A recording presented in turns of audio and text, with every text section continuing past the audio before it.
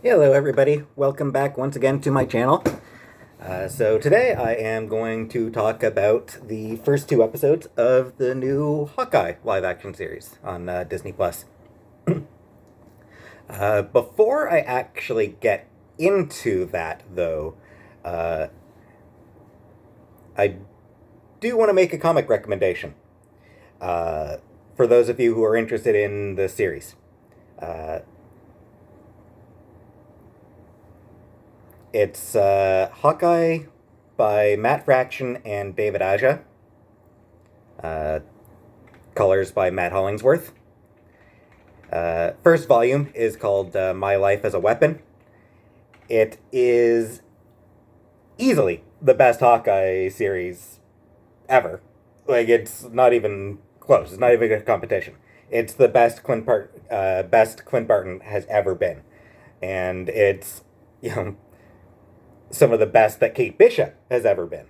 It's just a phenomenal comic. Uh, one of Marvel's best comics of the past decade or so. And also, it's the inspiration for a lot of stuff that's in that series, in the new TV show. So it took a lot of inspiration from that, uh, both in terms of characterization, in terms of drawing plots from it, and also just in terms of aesthetics.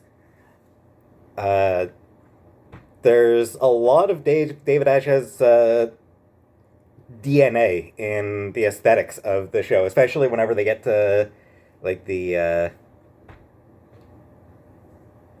when it comes to like the intros and outros and stuff like that. It's they're drawing a lot from Aja, or I guess Aja and Hollingsworth. But anyway, yeah. So, first two episodes of the show. So I generally enjoyed them. There was a lot to like.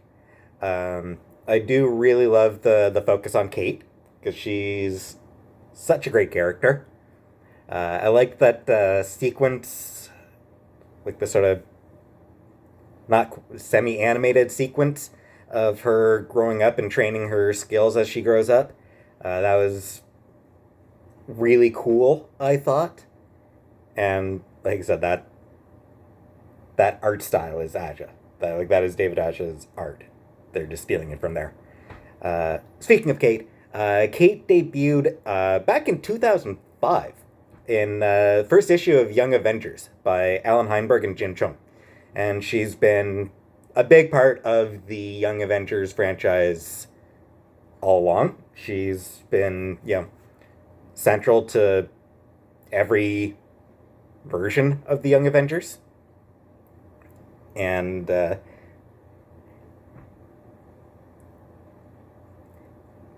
regularly shows up in books that other Young Avengers are in as well. She's depicted as being a good friend, as being still close friends with her teammates, which is nice. Um, He's also gotten a couple of solo series of her own, most notably the one by Kelly Thompson. I'm blanking on the artist for that one. That run also Romano, I think. Yeah, I think his artist was named something Romano. I should have written that down. And that transitioned into Young Avengers, or into West Coast Avengers. Uh, the original West Coast Avengers from back in the 80s was actually led by the Clint Barton Hawkeye, and that's kind of I think that's the best book for old school Clint Barton, old school Hawkeye. I think that's where he was at his best, was in West Coast Avengers. Uh, and Kate Bishop was really good in her version of West Coast Avengers. But anyway, so the that sort of opening scene of Kate wrecking that bell and clock tower was phenomenal. It was just hilarious. Uh, with her, like, it could be worse. Donk! That's bad. And her mother later calling her an overachiever for wrecking both the bell and the clock. I do wonder if, because her friend, Kate's friend there in that scene was named Greer. I do kind of wonder if that might be a reference to Greer Nelson, who is Tigra in the comics. Hard to tell. I mean, it may just be, Greer is not really a common name, but it is a name that people have. So, I mean, it might have just been drawn from nothing.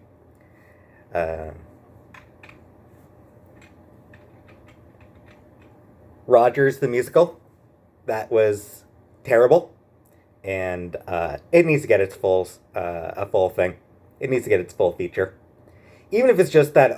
Even if it's just like that one song that it chose as the opening or whatever. Make that its full. Make that a full video. Just show us the whole thing because it's terrible and hilarious, and people would love it. That scene also reveals that Clint Barton has a hearing aid, which, again, comes from the comics. He actually originally lost his hearing in the 80s, and had to wear a hearing aid at that point. He got it back in the late 90s, because comics are weird. He died and then got resurrected, and he had his hearing back at that point. He lost his hearing again in the Fractionaja Hawkeye run. And one thing that was really cool in that run was there's an entire issue that was done in sign language. Like, there was no written dialogue. All the dialogue was just shown through sign language. Which was really, really cool. Like, that is a really cool idea and really well executed. And I really like that they did give Clint a hearing aid in the show. That's a really nice touch. And interestingly, this isn't a spoiler. I mean, it's kind of a spoiler, but it's a spoiler for something that was announced a while ago. One of the characters who's going to be in the show is Echo, Maya Lopez. She debuted in Daredevil Volume 2, number 9. She was created by David Mack and Joe Quesada. David Mack, by the way, is a phenomenal artist in his own right and has did a really, really, really good story, Echo-focused story of his own. Wrote Andrew, I believe. Yeah, she is also deaf. So it's, it's kind of a neat little bit of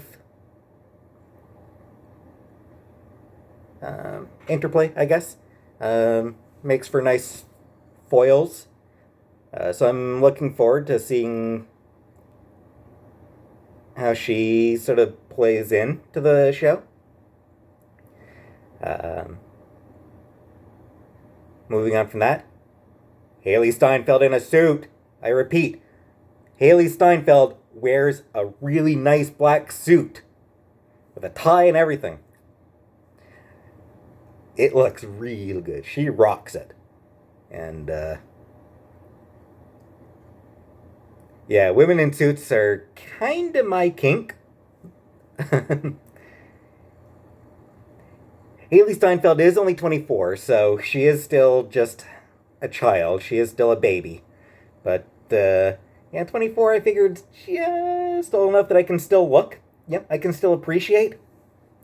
Any younger than that, and it would be like, and it would just get super creepy. But I think 24, I can, I can appreciate it. I do like how clever and stealthy she is when she's sort of sneaking around anywhere, really, but especially when she's sneaking around the wine cellar where the secret auction is taking place.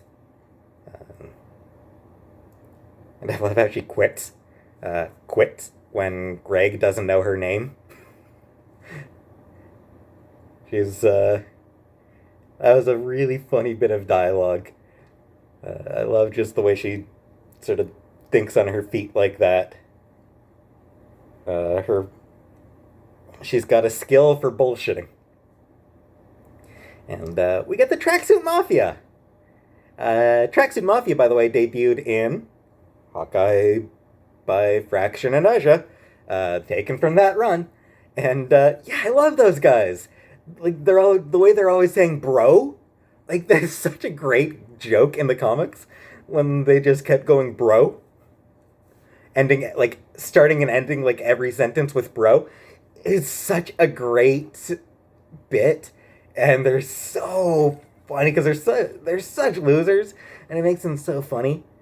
And then Kate rescues the dog. Uh, the dog's name is Lucky.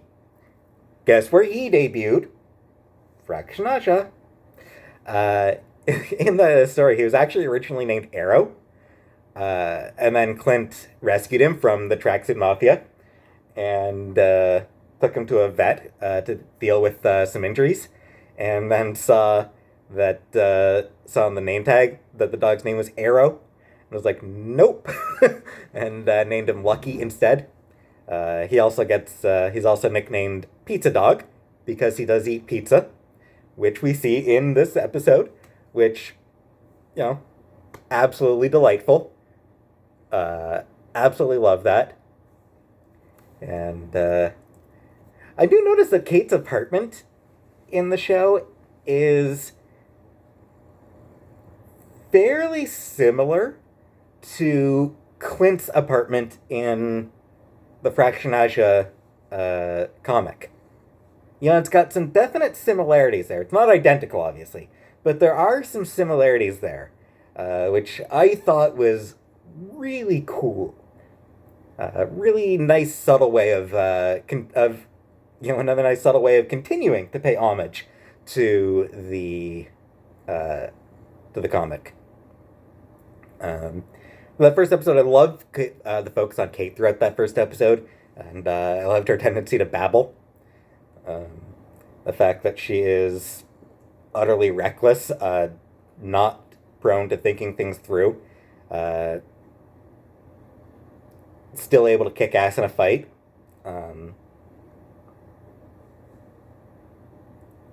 Yeah, the fight scene was pretty good, I thought.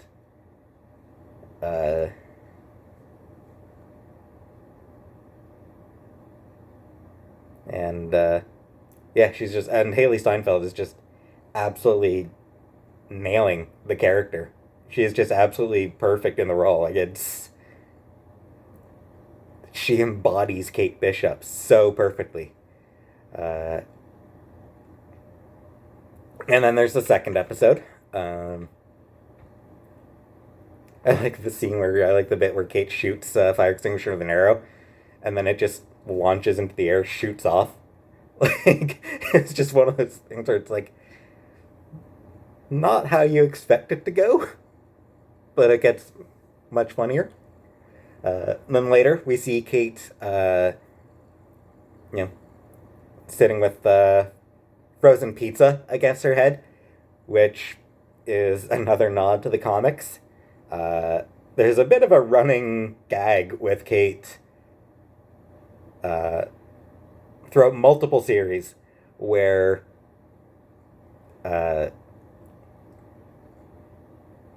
after she does something really stupid and dangerous or gets in a fight, when she gets home, she'll just grab like some frozen food and put it against her head. So I love that. I love them doing that. I hope that is also a running gag in the show because it's so good. It's It's just such a great little subtle running joke. Um, and the interaction where Clint's like, "You're just not going to listen to me, are you?" And Kate's, "I really want to, but no." Like, that's, again, it's a perfect interaction. That is absolutely Kate Bishop right there. Uh, I liked her discussion with Clint about branding and arguing that he's selling inspiration. That's it was a pretty nice speech. Uh, Kate's new upcoming stepdad, I guess, Jack.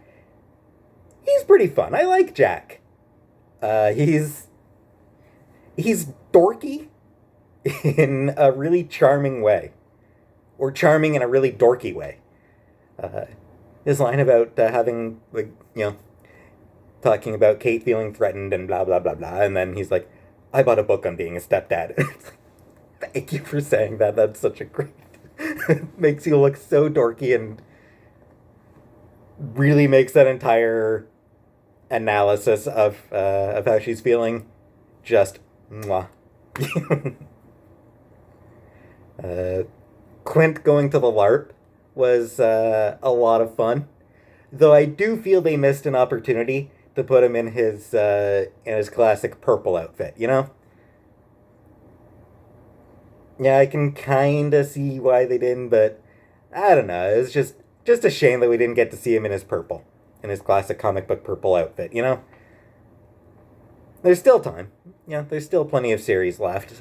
Plenty of time left in the series. Plenty of episodes left. So I hope they do get a chance to put him in the comic costume. And then at the end, I love the tracksuit mafia guy who gets pissed off about how hard it is to find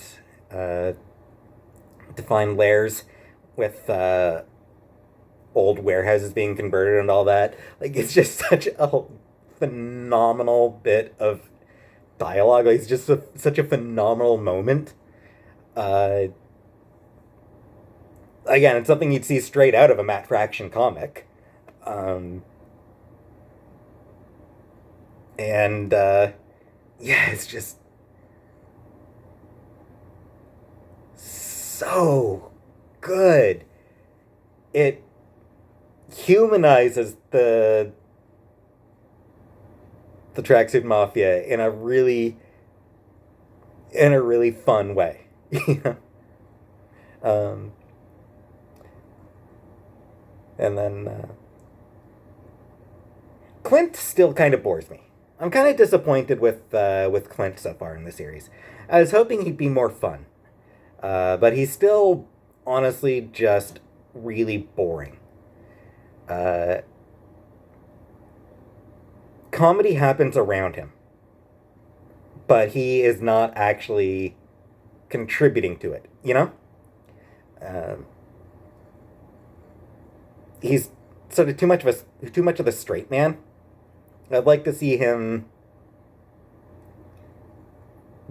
being more fun. Because yeah, like that the LARP, that was hilarious. But it was funny despite Clint. Like, it was just funny because he was there. He wasn't actually the funny part of it. He gets a couple of amusing lines here and there throughout the two episodes, but for the most part, he's just still dull. His love for his family is nice. It's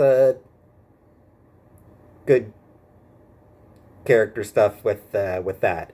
Uh, it's just not really.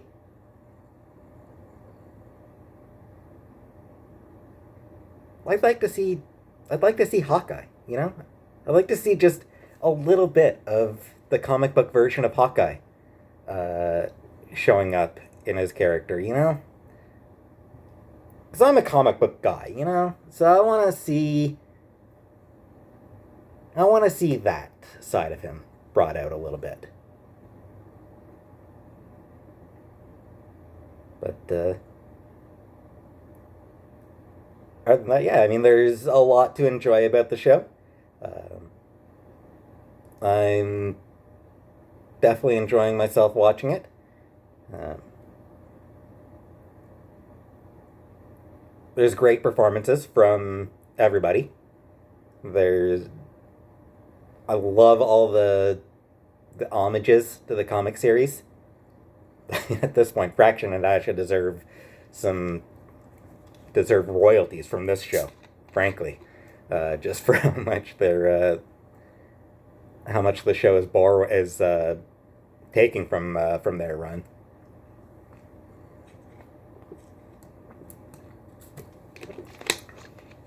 And yeah,